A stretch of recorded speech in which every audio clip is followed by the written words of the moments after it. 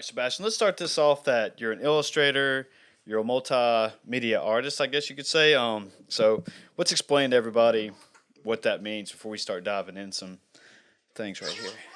Definitely. Yeah. No. Oh, and you might have to So tell me, talk to me like I'm 5 years old to tell me. I know like a really vague definition of it. So, no worries. I mean, the truth of the matter is that the whole multimedia artist title is really what anyone makes of it, as long as it delves within the realm of you creating something to be showcased on the internet. I think that's what people's kind of public definition of it is. In the past, I've been a book publisher, and that means it's been in both the digital and physical formats.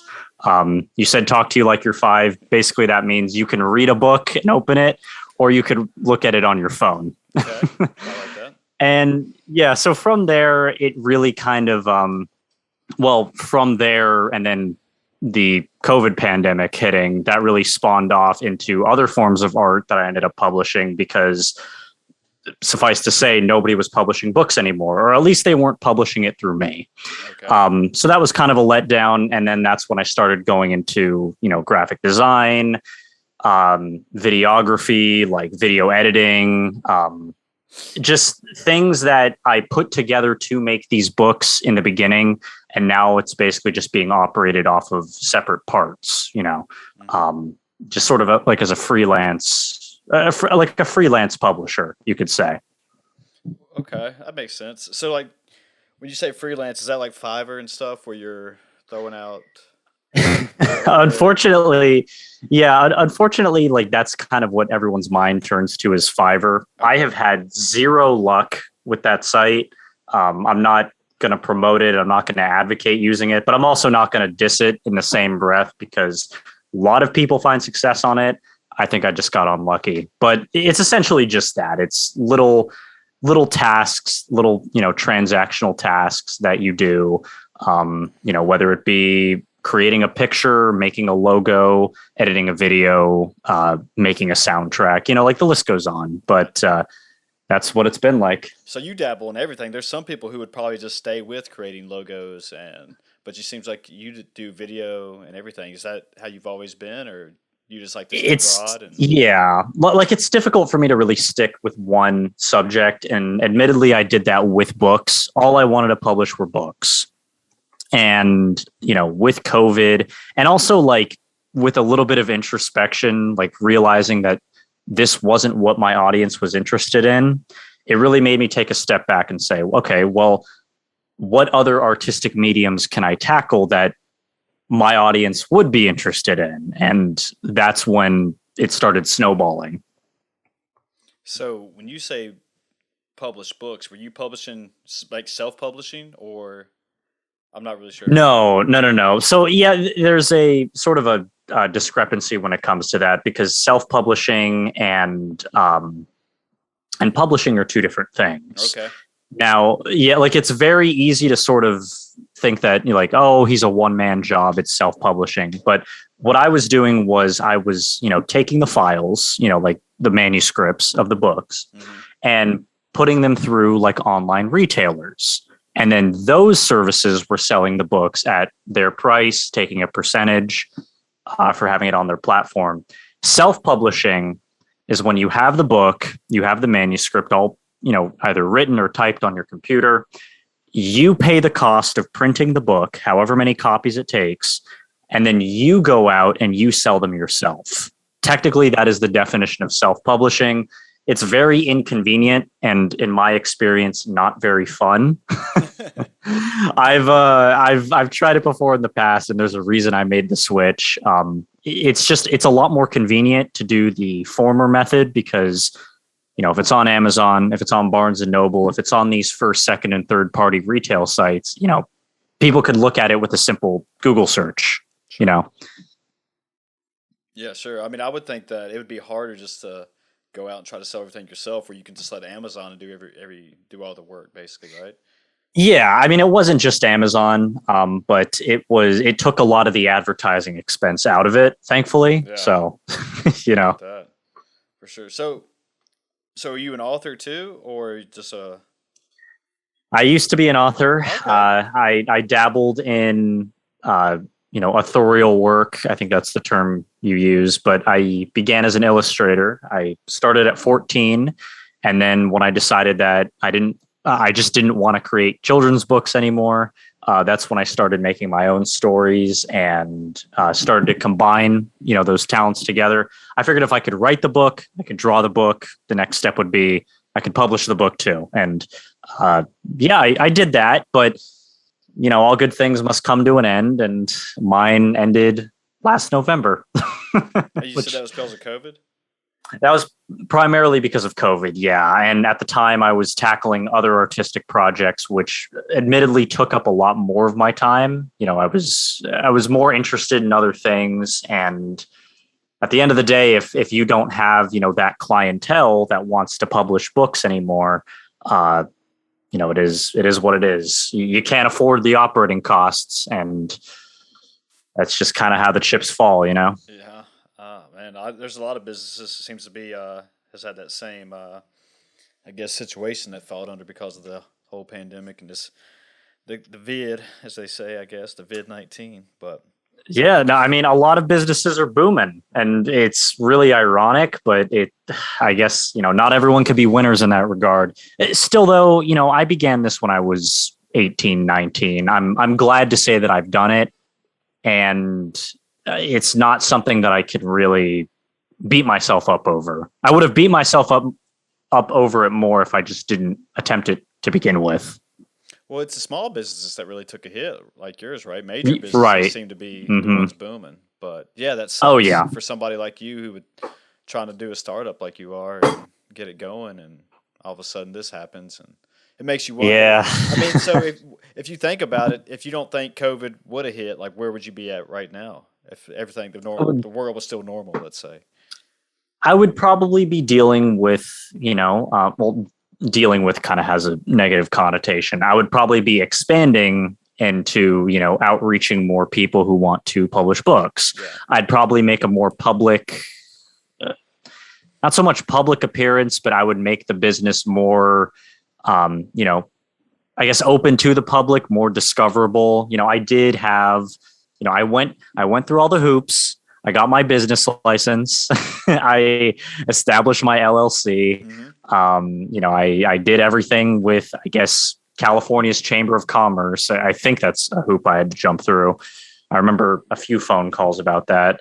But it was one of those things where at the end of the day, with COVID hitting, with not enough people publishing their books, you just can't afford the operating costs anymore. And, if it didn't happen, it would have been, all small businesses are admittedly a struggle to not just start, but to keep operating. So Sure. I feel as though I could have done it, but without the desire for people specifically wanting to publish their books through me, maybe it would have been a lot more self-funded than I thought, you know? I got you.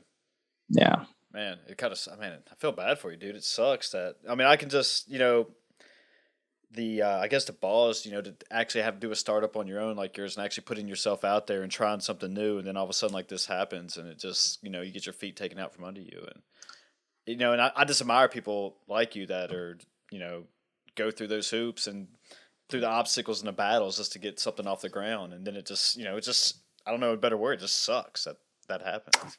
No, I appreciate it, man. No, really, it does. I mean, it does kind of warm my heart to know that there are people out there like you that understand sort of the guts and severity of what it takes to like own and operate a business and have that perspective on it. I've in the beginning at first what I thought I was getting was just all pity, but at Yeah. the end of the day, I knew that it was people who were genuinely sorry for what happened. I mean, I'd been doing this for years, and to see it kind of crash and burn in the beginning was rough. But once I realized that these talents didn't go to waste, Hmm. I mean, for all intents and purposes, the talents didn't go to waste. I still have the book files, all the manuscripts are there. All that happened was they're just taken offline.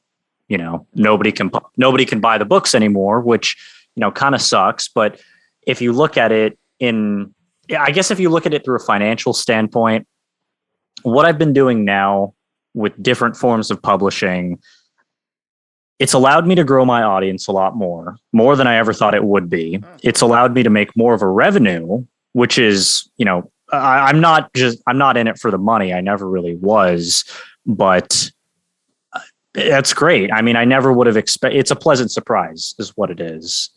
So, I, I guess I should kind of thank my lucky stars that I did fail, because otherwise it wouldn't have led me to where I currently am now. I got you. Well, you're not in it for Yeah. the money, so this is something you've always been passionate about, like Oh yeah. books and being artistic and. The illustration gig, which is what I called it in the beginning, I thought it was going to be nothing more than that. And when I was promised to have my book, when I was promised to have my art in a book, in a children's book, I was on cloud nine. Like, that was all I could have ever dreamed about. I'd filled sketchbooks since I was in middle school, and to have it actually be published was so alluring to me at 14, 15 years old. Yeah, I'd say. I think it would have been the opportunity for anyone at that age. For sure. I mean, anybody to have something like that published at that age, yeah. I mean, especially something like you said, middle school, you've been sketching. I mean, just to have that big of accomplishment that early on, yeah, for sure. Mm-hmm. So you said you've been doing children's books? Is that your focus? Yes. Well, it was my focus, back then. Again, back then it was sort of on contract. I wasn't the original author. I had to draw what I was told to draw. Okay. It was a very nice environment. It wasn't, authoritarian, I'm going to rule over you with an iron fist kind of thing. Good. I had some creative control, but when the cogs started turning of how publishing a book works and how to format a manuscript, that is when I started to outreach into other subjects aside from children's books. At the end of the day, though, I still fulfilled my contract. I still fulfilled my role as an illustrator for the full 30 books. So that was all done. It took me about 5 years, but no, it was worth it. Damn, 30 books, dude. Yeah, no, it started off with 1, and then it became 5, then it became 6, and then it became 30. And I mean, it was one of those things I had to kind of brace myself for, because there were times when I was just like, man, I don't want to fricking do this anymore. I want to branch out. I want to do this, but I'm glad I did. I'm glad I stuck with it. It was what it was, because it was time ago. So when you're illustrating, are you picturing it in your head and then going ahead and just start? Are you doing it on paper, an iPad, or what? Or are you just kind of sketching stuff out, then you just slowly make drafts and feed off that until you get a final product? Or back then, I used to go through the entire process of sketching it out on paper, inking it, then scanning it into the computer, importing that into Photoshop, and then trimming up all the edges and coloring it. And then that would be my page. okay. After I decided to utilize a tablet, back when tablets were still a thing, and they still are, but like you said, a lot more people draw on their iPad now, because it's just, what is an iPad but just one big tablet, True. I would draw on the tablet, and I would use some dingy version of Photoshop that I probably got off of some shifty website. I don't even know anymore, but it was definitely outdated. It had some charm to it, and that's what I used for 5 years until I eventually upgraded, relearned everything, and then finished up the rest of it. Damn, dude. So, I mean, the reason I said iPad was just because I've been watching the show, or I was watching the show on Netflix. I think it's like Tattoo Cover Up or something like that. But anyway, the tattoo artist was actually drawing the tattoo on the iPad, and I didn't realize that they did that. Then I guess they would transfer it over as a sketch. And Yeah. The iPad, I now do all my freelance work on an iPad and with an Apple Pencil. So it's a transition that personally I didn't want to make because I wasn't familiar with it. But yeah, no, the things that people make on iPad never cease to amaze me, because exactly right. They just draw it on there, and then they just transfer it, and then they just sketch it on on skin. So Does that it's whack. is the iPad mainly the pick of I guess people drawing, or do they go with like a Microsoft Surface? They either go with Surface. I've seen people use iPads. I think Intuos, which is another Never tablet company. Okay. Yeah, I think they have like a built-in screen tablet. So there's two types. There's one that hook up via USB, and then you see the image on your screen, Mhm. or they have the screen built into the tablet, which at that point just get a Surface or an iPad. That's what it sounds like you should do. Right. Well, you said you had to relearn everything. So when you said relearn, like you talked about like Adobe Illustrator and all the Yeah, I mean, programs. I got to tell you, man, I used to despise Illustrator. Really? I was very much a religious fanatic of Photoshop, and I still use Photoshop for a decent amount of editing. I've just now gotten into using Illustrator, and I don't know if I can curse on this show, but holy crap. Free speech, man. Oh, nice. Holy crap. Holy shit. Is it so much more just crisp and clear? Like I would never use Photoshop again. I mean, I'm still learning it. I'm still learning Illustrator, obviously, but I would never use Photoshop again had I known that it would turn out looking this good in another way. Is that just because there's more features and options, or? No, see, what Adobe Illustrator does is it utilizes vector graphics, whereas Photoshop uses pixels. And pixels, you could go down to the very, very microscopic dimension of it, but vector graphics are all, smooth lines, they're not breaking. They look very clean, and they always look very clean because that's just the format that they're in. Okay, well, let's explain this to people because I know pixels is basically like a TV and they're tiny little squares, and obviously the more pixels you have, the better resolution or picture it's going to be, right? Right. But vector graphics, now when you say that, I'm not 100% on. So vector graphics in relation to pixels, like as you said, pixels are, those tiny little microscopic dots that when combined make a larger image. But with what vector images are, and you're going to have to forgive me, I'm kind of paraphrasing here. They're made up of what's known as line art, and they're infinitely scalable, meaning that what can happen is no matter how big or small you make that line art, like if you make a box, for example, in Adobe Photoshop, and you scale that box up, the pixels, they're going to make that look more and more blurry. It's sort of as if you were to take an image on your phone and blow it up, it would look a lot more blurry. That makes sense. Okay, I'm with you. Now with vector images, they don't do that. They will look crisp and clear, all the same because it works more off of algorithms rather than pixels. Okay. Yeah. Well, it seems like vector might be the better way to go when you're. Oh, very much. Yeah. It's. Only thing is, though, is that if you spent the better half of 9 years learning Photoshop, it's very, very difficult to immediately make the switch, which is why I was so hesitant. Yeah, I mean, so I dabbled a little bit in Illustrator. This was probably back 3-4 years ago, and it was just because my friends and I, we were playing NBA 2K17, and we were playing it religiously.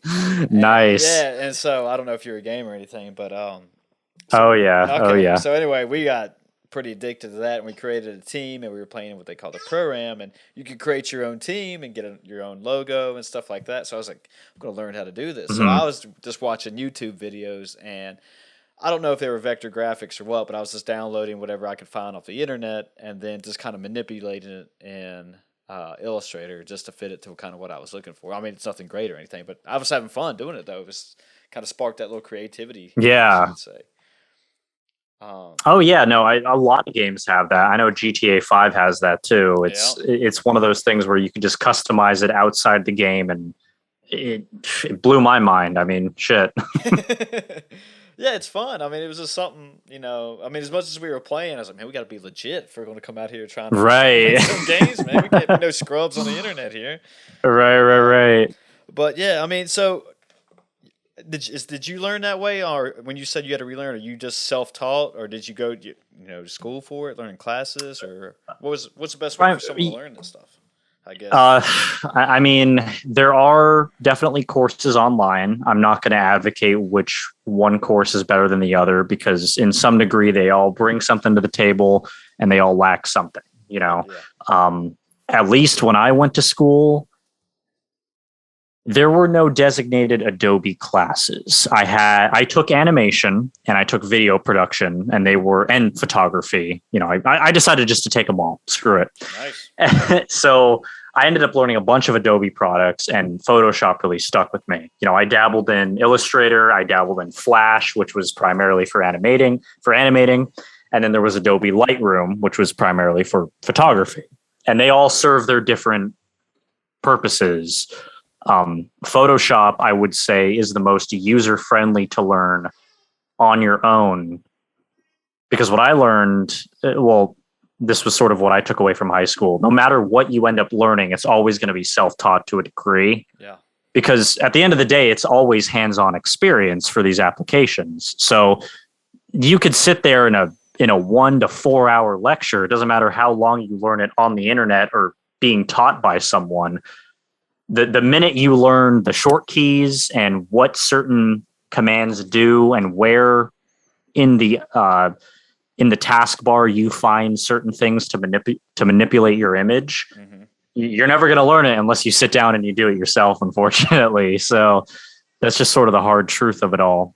So Yeah, no, I get that because like I said, when I was creating those graphics in Illustrator, and then now when I'm doing I use Audition and Premiere Pro for the podcast stuff, and just Mhm. it seems like there's 20 different ways to do whatever you want it to do, but it's just kind of a matter of learning whatever way I guess you're comfortable with, or what feels, or for me, what felt, okay, I know how to do it this way, but then if I watch something on YouTube, it was yeah. like, yeah, like you said about hotkeys and learning another way to do it, and it's like, well, it seems a little bit harder, but we'll stick with my Yeah, way. But Adobe has something for everything. You said auditioning in Premiere Pro. That's what is that? That's recording and video editing, right? exactly.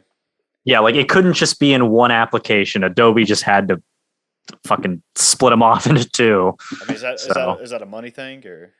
oh, I would say it's like a money thing. I can't really speak about them on that front, but I will say that it's convenient if you know specifically what you're looking for.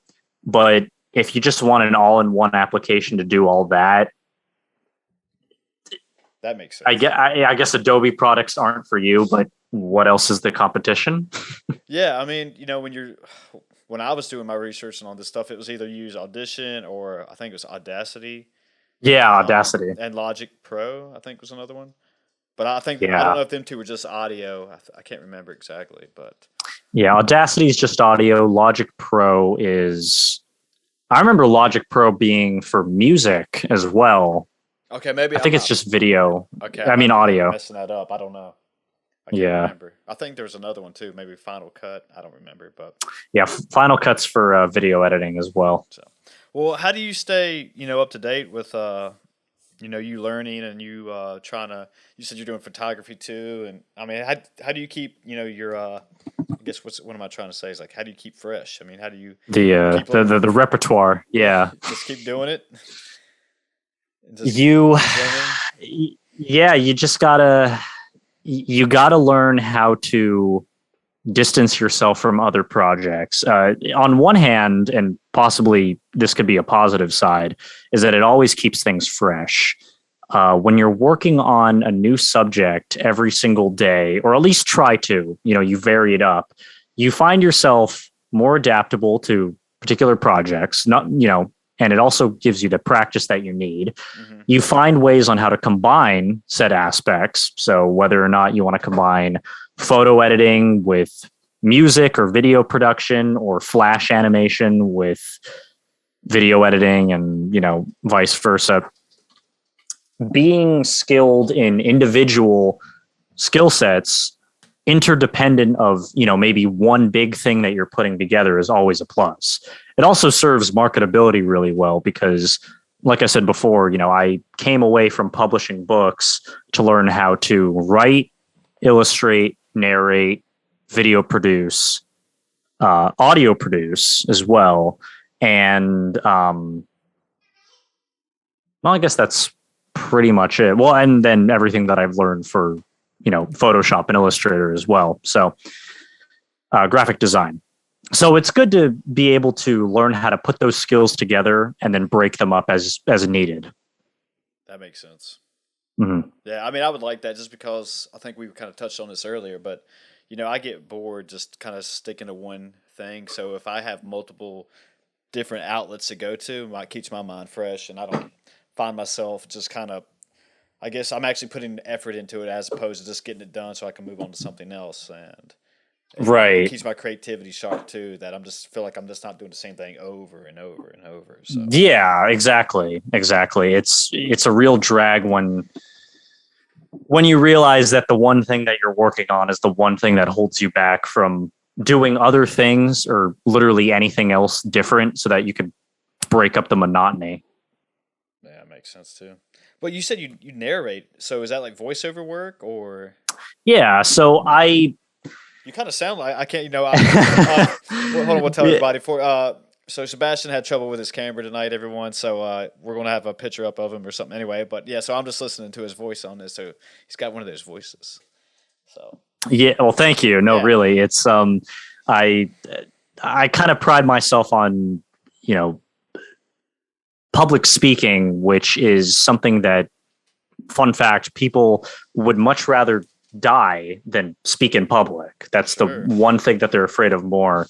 And, I was a shy kid when I was a lot younger, and I never really learned how to publicly speak and debate and formulate communications effectively until I was about in high school. So doing so really allowed me to, not so much get in front of a camera, but get in front of a microphone and either state my piece, in certain situations, whether it be school or my job, or pursue my craft, which would be to narrate stories. And that's primarily what I've been putting in a lot more time in ever since my publishing company went away.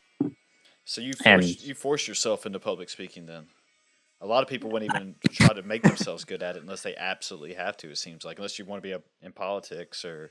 Yeah, well, for a long time, that's what I thought my plan in life was to be. I began my college. I began my college career wanting to be an artist, and then I decided, well, and this is my subjective opinion only. I'm sure maybe your listeners may disagree, or just listeners in general may disagree, but art for me was not very practical. It didn't serve as a path to financially meet my goals, but it also didn't serve as a path to provide me a sense of personal fulfillment. Just the title alone of being an artist really didn't give me that edge that I wanted. And so I decided to pursue law. Now, that didn't work either. But what I did I went from art to political science to eventually, surprise, surprise, being in communication studies by the time I finished my undergrad. So that was a roller coaster. I'm glad that I'm glad that I took away from it what I did, how to speak effectively, and I feel how to write effectively as well. And right now I'm studying finance. So I really don't see a straight line when it comes to my life, but at the end of the day, it's been built up so much that I can't turn back, and I don't really regret it. So as long as you don't regret it by the end of the day, I guess you're doing something right. Well, I like that. Yeah, I mean, you can't look back, right? If you're looking back, you're not forward, right? So yeah, got to keep moving forward. So wait, all right. So you got your bachelor's in communication? Is that what you said? Yes. Okay. And now you're doing a finance degree or? Yes. So I am pursuing my MBA in business administration, but that primarily encompasses management, finance, accounting. I just put it under one umbrella term because you end up studying everything that you probably would have studied in an undergrad for finance or management or business anyway. So No, I'm with you on that. I almost did the same thing, but I decided I went a different route for my master's degree. So, oh, but nice, yeah, nice. I did sports management, which Oh, that's awesome. I wish I would have done that well, I because mean, there's so many opportunities for that. yeah, And well, that's essentially like a sports MBA. So it's a lot more. I mean, I don't know. Like, is it a lot more practical or yeah, so obviously you went for it? So, yeah, I got it. So I guess it was yeah, God, I can't talk right now. Mine was more practical. And that it seemed that, and you could go different routes on it. And I was wanting to, I guess, at one point be an athletic director, and at some point in my life, and so it was kind of like you. I got the vast, broad of it of everything that mhm. goes with it. But at the time, I was working in recreation and wellness at the university here in my city, and I more focused on facility management just because that's kind of what I was doing at the time. So Mm. that was the road I went down on with it. So, and now I'm not even using that degree, so I don't know if that makes any sense. Honestly, when I hear people say that they don't end up using their degree, it kind of makes me regret going to college Well, because I would. it's one of those things where it's just like, well, if you don't end up using your degree, why'd you go? But if you had a good time at college, then it Yeah. doesn't really matter. I mean, I've had that. I also want to talk to you more about that arts, not practical thing. So let me mark that down so I don't forget that. But yeah, I've heard that too. It's just like, hey, you're not using your degree. Why did you go? Or Hmm. but it's good to have. I mean, sometimes I think I kind of shit on education a little bit, and just because it's almost seems to be a I don't want to say a scam, but just you pay bukus of money to go to a Yeah, university, and then just for for example, yeah, like said person me, that's just you're not even using your degree right now, especially right. and but like you said, I don't regret it, but it's good to fall back on. It's something I have, and I'm thankful for it that I actually had the opportunity to do it, but. Because not everybody gets that opportunity. But Right. yes, No, you're absolutely right. It's something that I think a lot of people are, inundated with thinking. When you end up seeing all these people online being like, "Well, I didn't make it without a degree. hmm Why should you go?" It's like, like fuck off. I get so many of these ads every single day, and it's just it's more annoying than it is just yeah, uh logical. yes. I mean, so the argument it seems back in I don't know if you want to say 30, 40, 50 years ago, it seems like the argument Hmm. was that hey, you know, to succeed in life, go through, grow up or not grow up, be born, go to high school, go to college, get a job, Right. then just kind of go from there. And then, I heard an argument one time, and I forgot which podcast this was I was listening to, and I forgot his name, so I'm gonna fuck it up. But he Hmm. said that before the internet, obviously, you had to go to college because that was where all the books were, and that's where all the vast amount of learning took place, as opposed to staying in your hometown. So if you actually wanted to Right. broaden your horizons, you had to go to college and find out more information. Which that makes perfect sense. But then with people, like you just said earlier about like why did you get that degree if you're not even going to use it? I mean, some people are making TikTok videos, becoming millionaires, and Oh, don't remind me. and making a full profession off this way everything they learned off Yeah. YouTube. And I mean, I don't know how much of that is legit or not, and if the internet got Yeah, pulled one it's day, I don't know what would happen. But I was going to say it's one of those things where you kind of have to look at it with some like level of skepticism. And I, I mean, I don't know about you, but I look at those videos and I'm just like, well, that didn't take any effort. And you're exactly right. They're getting paid these mondo amounts of money, probably. And I think what saddens me the most is that these people, predominantly on TikTok, who are watching these videos and who are contributing to these algorithms, hmm wouldn't know what to do with that amount of money if it bit them in the ass. yeah, So that's what's really unfortunate, I think. But, I'm no financial advisor. What do I know? well, no, I mean that's a great point. Just because I don't know if I've talked about this before on a podcast. I'm sorry, but anyway, so there's a good documentary. I don't know if it's still on Netflix, but I think ESPN made it, and it was a 30 for 30 about athletes who went broke because they got so much money, like straight out of high Hmm. school or whatever, and it was just shocking to me that they got so much, millions and millions of dollars, kind of what you said, and they didn't know how to spend it or how to manage it, and all of a sudden, boom, broke, and then they're back at, Right. you know, living back into the where they grew up from with nothing, and it's just Hmm. how, it's just how, like, and, I say that because, I'm not a millionaire in case you didn't know, and will I ever be? I don't know that either, but it's just, I don't know. I mean, I guess when people get, a little bit of extra money in their bank account, maybe I need that Rolex, Yeah. and maybe I might They. find myself doing the same thing. Who knows? But I feel like I'm shitting on people, but it can happen, and I just don't see it sometimes. So, Right. Right. Right. but anyway, so, but yeah, when you said that art's not practical, I've heard that argument too before. Well, not Yeah. argument, I've heard that statement, I guess. And It's again, it's a very damning statement. I know a lot of people who'd probably, nail me to the cross if they were to hear that, because a lot of artists have it in their head that it is practical, it is beneficial to society, and it is. I'm not shitting on the entirety of the subject. Um, I think there's sort of a perspective that a lot of people have to understand when it comes to owning and operating a business where the arts, for all intents and purposes, are more transactional than I think a lot of people lead on. It isn't just, painting pictures and singing kumbaya, hmm especially if you're in it to make an income, which a lot of artists, yeah, like I said before, it isn't my main goal. It never was. But thinking back to when I was 14, 15, and when I just gotten this opportunity to make children's books, I mean,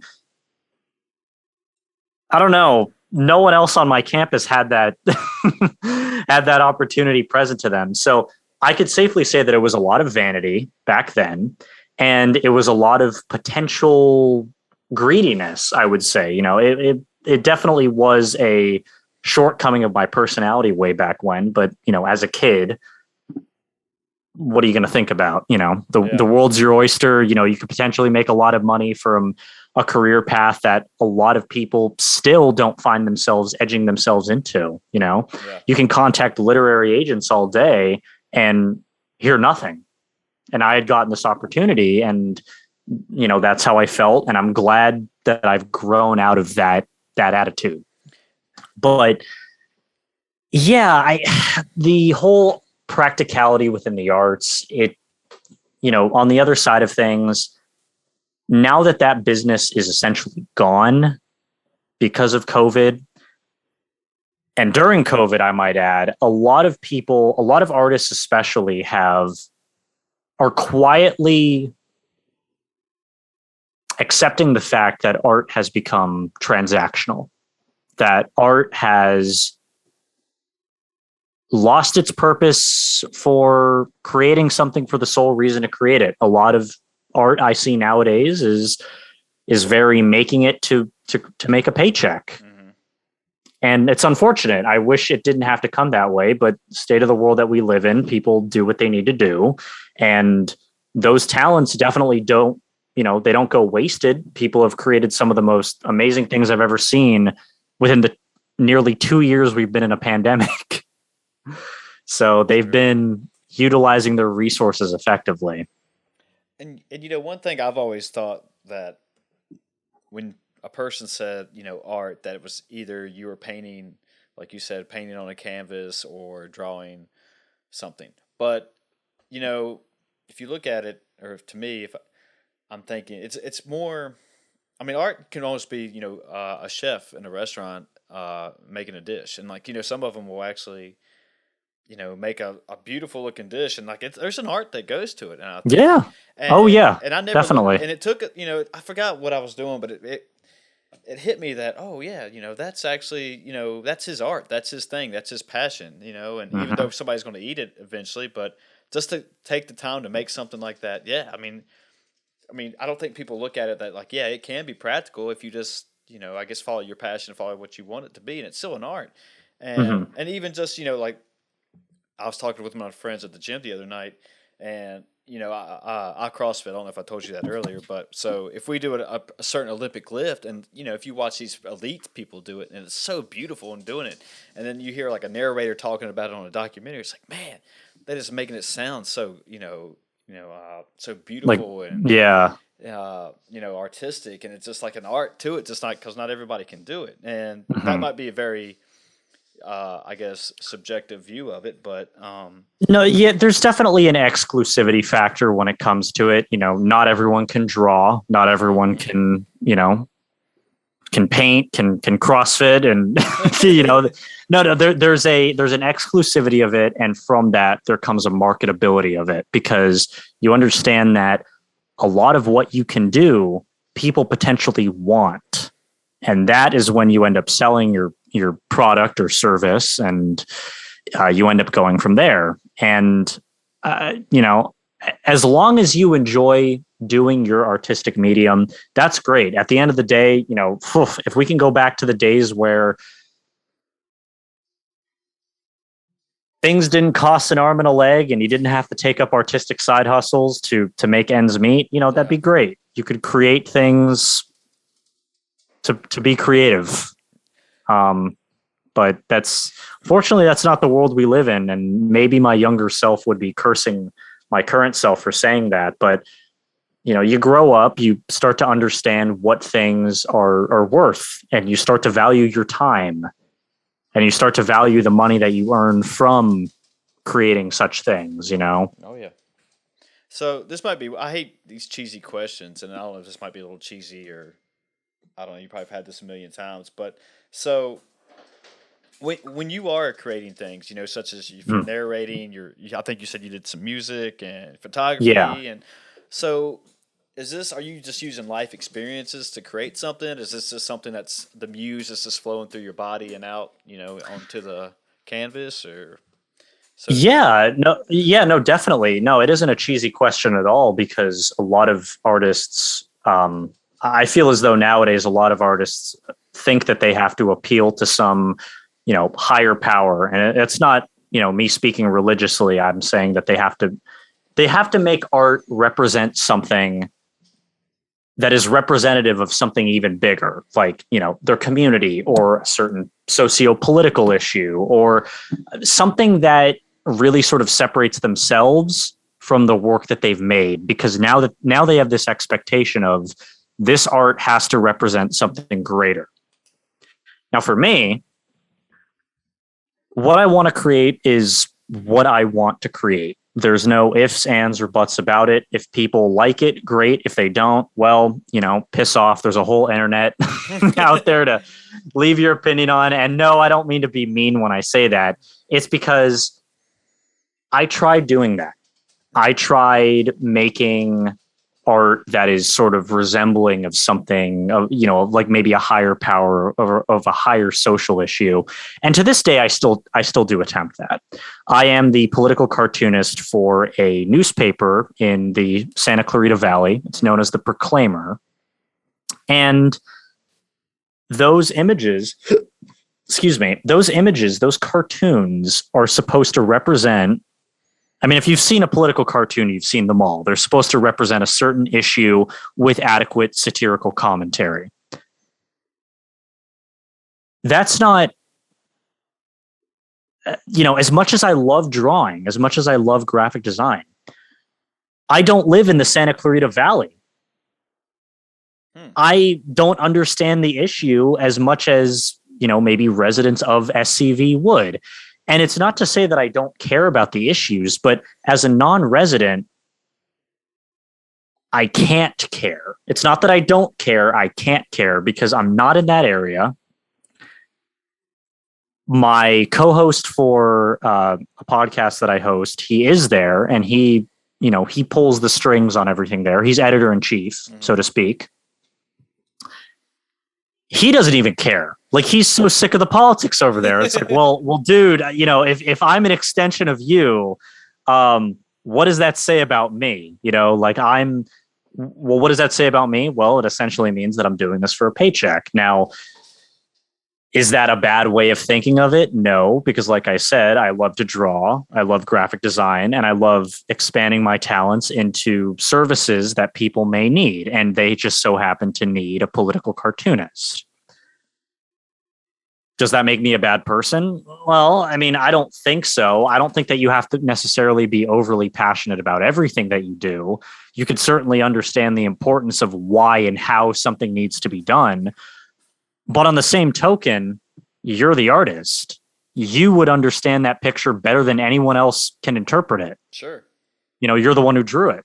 So, Yeah, uh, I mean, you know everything that you put into it, and exactly what you were thinking while you were making it, and what your yeah, mindset was, and right. yeah. Do you ever do any little hidden, I guess, meanings or hidden symbols or just something for people to look for in your stuff? Um, I guess if you're asking if I include any imagery that's going to get me canceled in the next No, I 20 mean not years, even canceled. I mean it could just be. hopefully not. Yeah, well, I mean, I would hope you don't want to get yourself canceled. Right, But right. no, I mean, just it seems like I've heard of. Could be way off base here, but just something that Mhm. an artist might put in everything they do. They put a symbol or they put something that just kind of represents, like, hey, said person did this.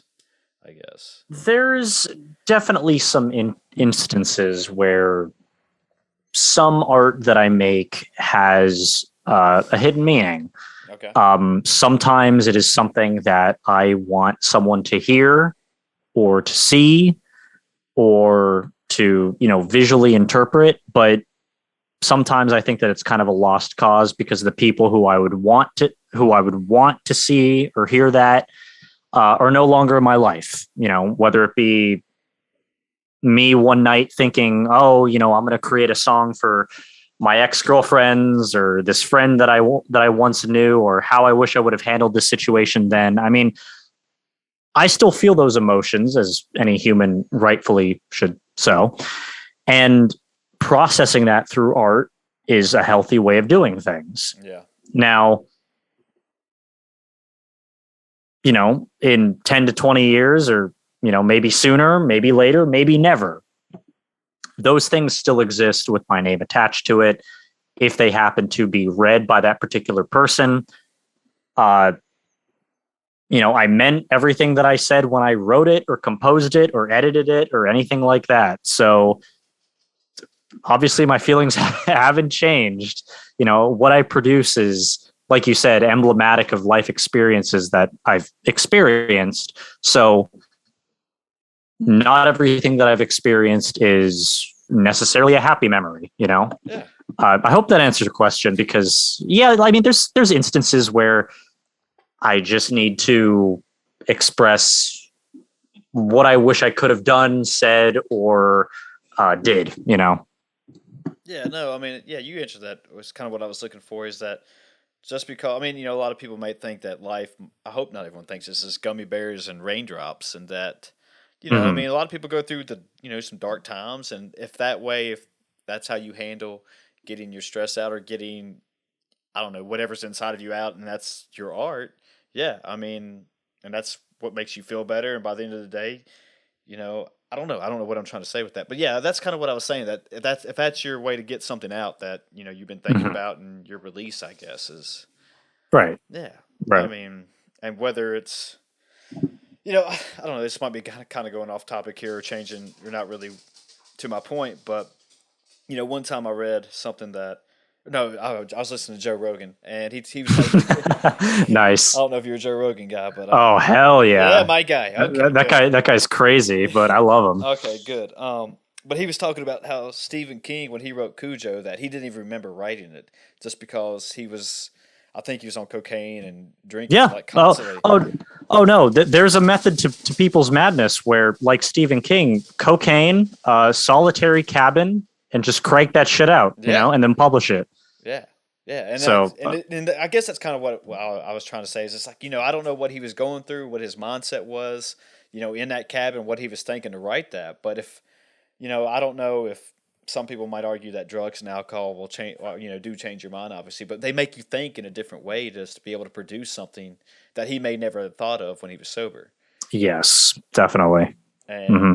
And I don't mind having a few extra drinks on the weekends, and I can tell, and I can tell just when, my mindset starts changing, and sometimes I've caught myself, what I would have said that or did that if I was not under the influence, but and sometimes I even Right. I might even think of something that's just like, man, I don't think I ever would have, I've even wrote down stuff before, like statements or thoughts I've had. And it's like, man, I don't think I could ever have thought that without the Hmm. help of a little extra push from that. And I'm not advocating saying everybody should be out there drinking and partying and just to be creative, but I don't know. Do you think there's a, I don't know, there's a little something to that for, Well, I guess without outing myself, I'll do my best to kind of explain the process of being under the influence while being creative, because you hit on an excellent point. You know, I'm just going to say this right now. Art fucking sucks when you create it when you're sober. I'll okay. tell you that. And while I'm not out here like you advocating to being like a raging alcoholic or a drug user, definitely we wouldn't want that.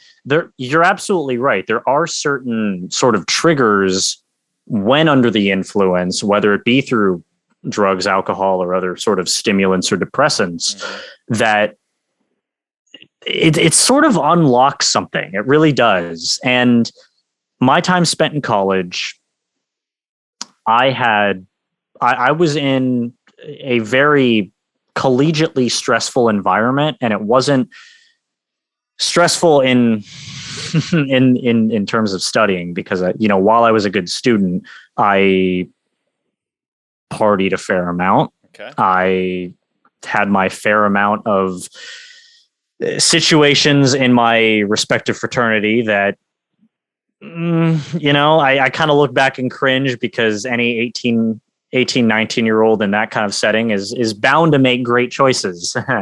Yeah, that's totally true. But you look at those experiences and you kind of take them for granted back then, when in actuality it's caused some of the closest friendships that I've ever had, B, some of the best stories that I've ever had, and C, some of the best life lessons that I've ended up turning into books, into videos, into songs, pictures, photographs, especially. I mean, come on. It has definitely bled into the art. And, for all intents and purposes, I was probably sober maybe a good third of the time while I was doing that. Nice. So it's memories that you can look back on, but you don't always necessarily remember how they got there. Yeah. And that's what's the best part of it. Yeah, I like how you said that, because I can definitely relate to. You have some of the best stories and met some of the best people that I've ever had or known, just because of either having a couple beers somewhere or just even randomly meet them at a bar, and just because, Yep. I don't know, you bumped into them or somebody heard you ever say something. It's like, hey, I know that too, or whatever. So yeah, I do. My college experience was, yeah, kind of. I can definitely relate to that for sure. But yeah, just but like a lot of people are probably going to argue with that and just say that's not true. But that Well, alcohol I and mean, drugs. it's definitely a subjective approach. I mean, some people are, very puritanical when it comes to that. They're at college to study, or they never drink, or they never do drugs, or what have you. And it's something that it's not for everyone. It really isn't. And I'm not here to advocate one way or the other, because obviously people are going to do what they feel is comfortable. Maybe even push the limits a little bit, but I'm not the judge, jury, and executioner when it comes to that. I agree 100% with you that some people just like to even just use alcohol as a social lubricant just to break the ice, and which it does, and that's perfectly fine. I mean, I'm not saying go out there and get hammered or whatever, but if you just want to have a little drink just to relax yourself, if that's what your thing, then do it. But there you go. And if it, not everything just because somebody says.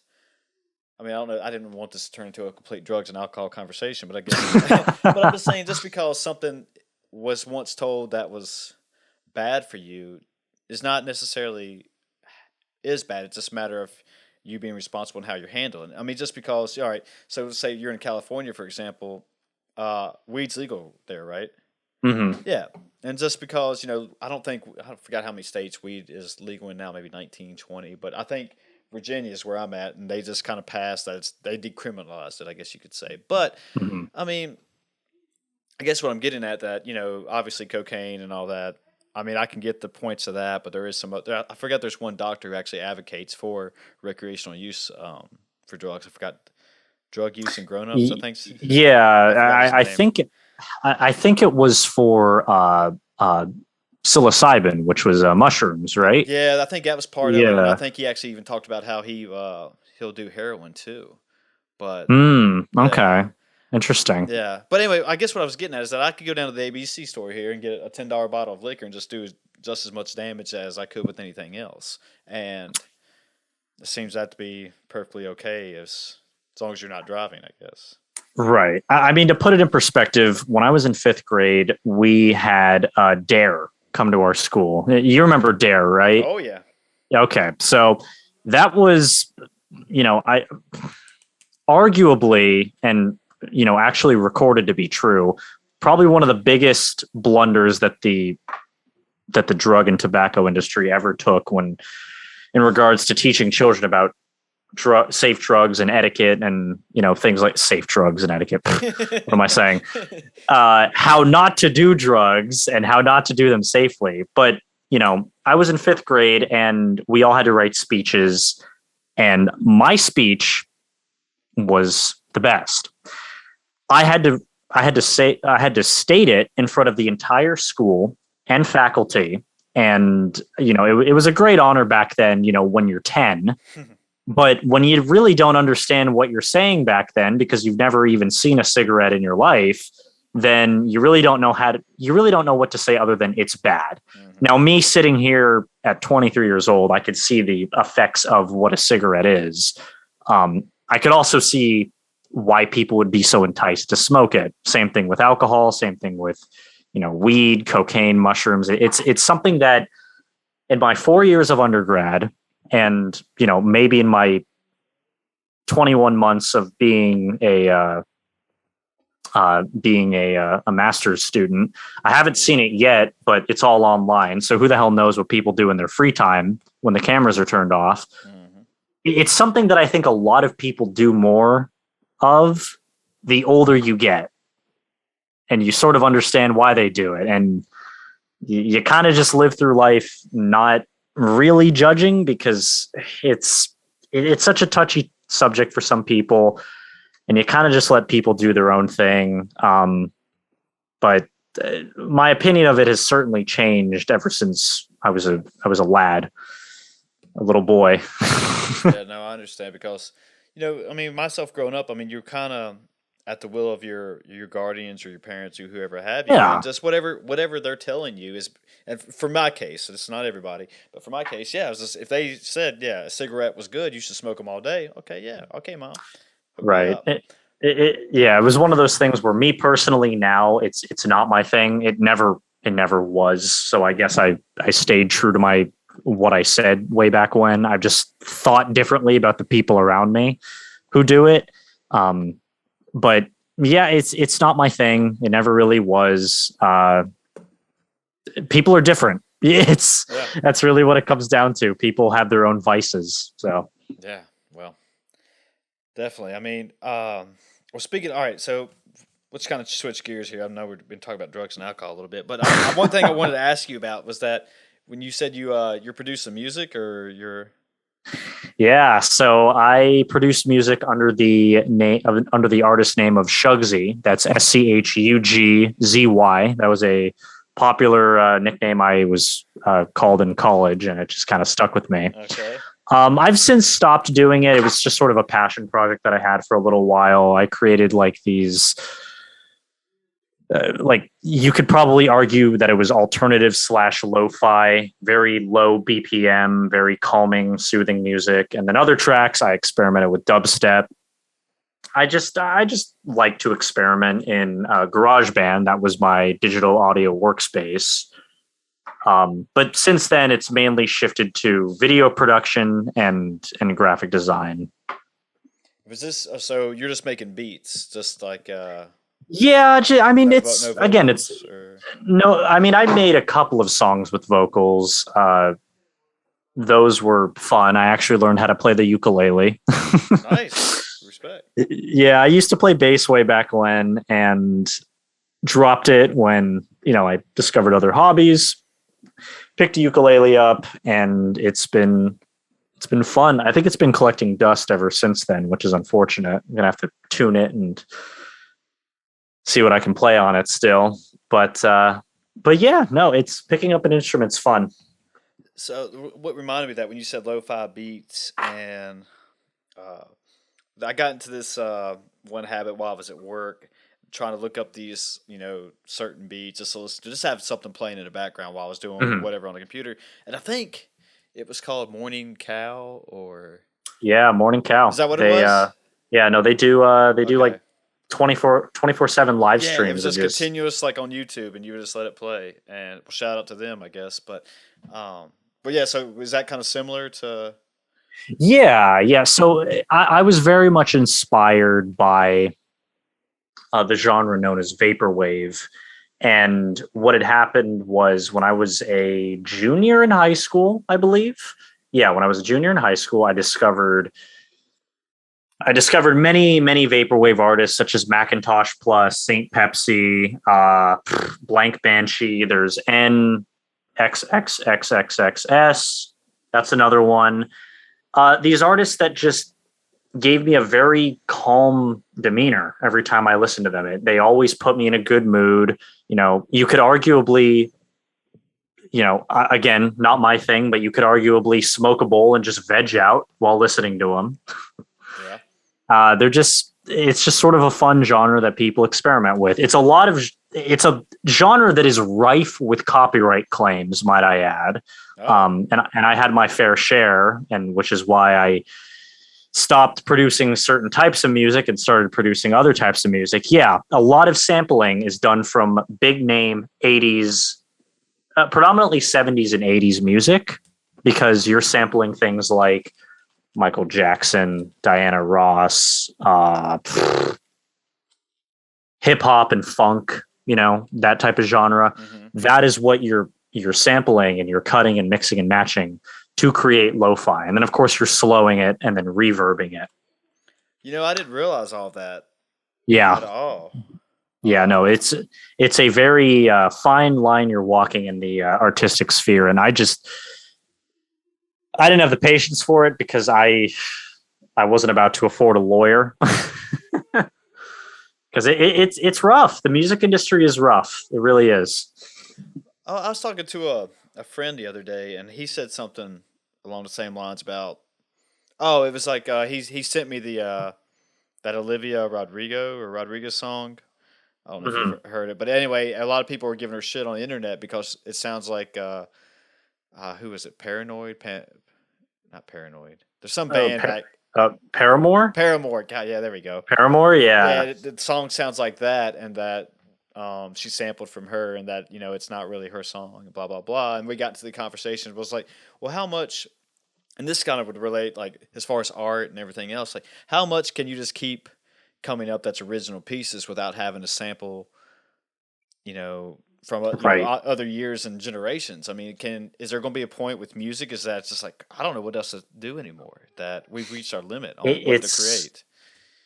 I guess. it's a very touchy subject that you hit the nail on the head. Frankly, does not see much. You definitely see a lot of experimentation, but you definitely don't see a lot of uniqueness. Yeah.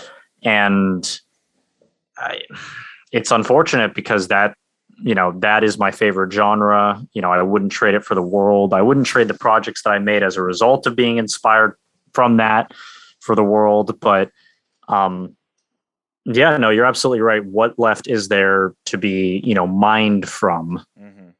I mean, there obviously has to be just because.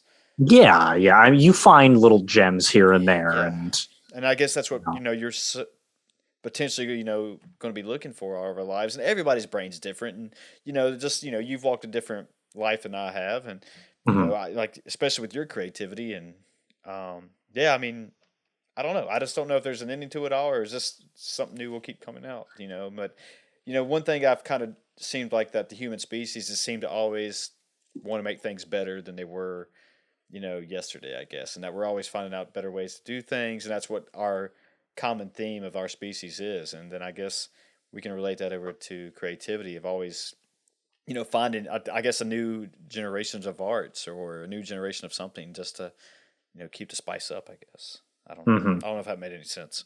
But. No, yeah, you definitely did. Okay.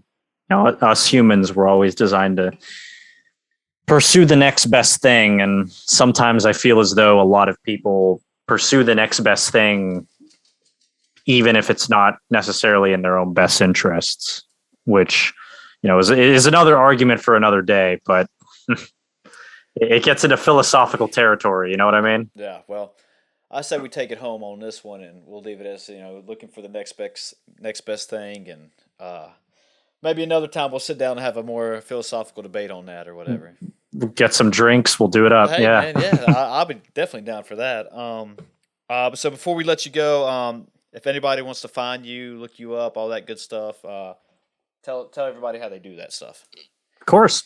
So you can search me up at www.sebastianrschug.com. That is my first name, Sebastian, the letter R, and then my last name, Schug, Schug.com. There you'll find sort of a breakdown of what I've been doing.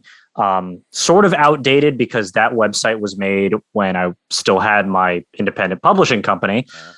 But you could still find all my projects on there. There's hyperlinks galore. For the bulk of my content that I publish daily, you can look me up on YouTube under the name of Seabass. That's Seabass, spelled and sound exactly like the fish. That was my name throughout most of my life, so it just kind of stuck. That's my YouTube channel. I post daily narrations there and other fun stuff. And I guess if you want to look me up on Instagram, I post pictures sometimes. You could find me under the name Dr. Sebi. That's DRSEBBY. In terms of other podcasts, though, I mentioned briefly that I do have a handful of podcasts. One of them is just the audio archive for my YouTube channel, and that's it's called Shugsy's Story Time. That's where it's no video, it's just audio of all my narrations. And then my other podcast, which is co-hosted, is known as Mars on Life. There we tackle, the arts, pop culture, other sort of facets of living in California. Spoiler alert: it's very hot, it's very miserable. At least right now it is, and it's done in a similar format actually to this conversation here, which I found very comfortable with. Good. And yeah, no, a lot of other podcasts need to take notes because some of them are just too formulaic, and it's just like, man, this is not interesting at all. Yeah. We need to have more podcasts with conversation. That's how I like it, man. It's just more real. I love it. It's more authentic to me, and we can kind of get to know each other besides just rehearsing answers that or stuff we've said before. So yeah. But wait, but real quick, when you said Seabass, have you ever seen the movie Dumb and Dumber? Oh my God, dude. I thought that's what you were. I fucking love it. Yeah. I thought I was like, is that where he got his name from? Unfortunately, no. Seabass is just, when you grow up with the name Sebastian, you start to understand why people never use your full name. So whether it be like Seb or Sebi or Seabass or Schug or Shugsy, you get so many variations that, they all stick. Yeah. When your own mother doesn't even call you by your full name unless you're in trouble. That's something that you just can't take for granted. So it just stuck with me, What did mom call you? Oh, she just calls me Seb, I like Seb. That's a good one. Yeah, Seb's a good one. But yeah, you said Seabass, and I was about to lose it right there, and I didn't want to interrupt you right there. So I love Dumb and Dumber though. Yeah, dude, classic movie. If you haven't seen that, people watch it. So all right, let's take this one home, man. This was a lot of fun. So it definitely was. Thank you so much for the opportunity, man. All right, good deal. We'll do it again for some drinks again next time. So all right, yeah, just let me know. All right, people. Good news and good night and all that good stuff. Take care.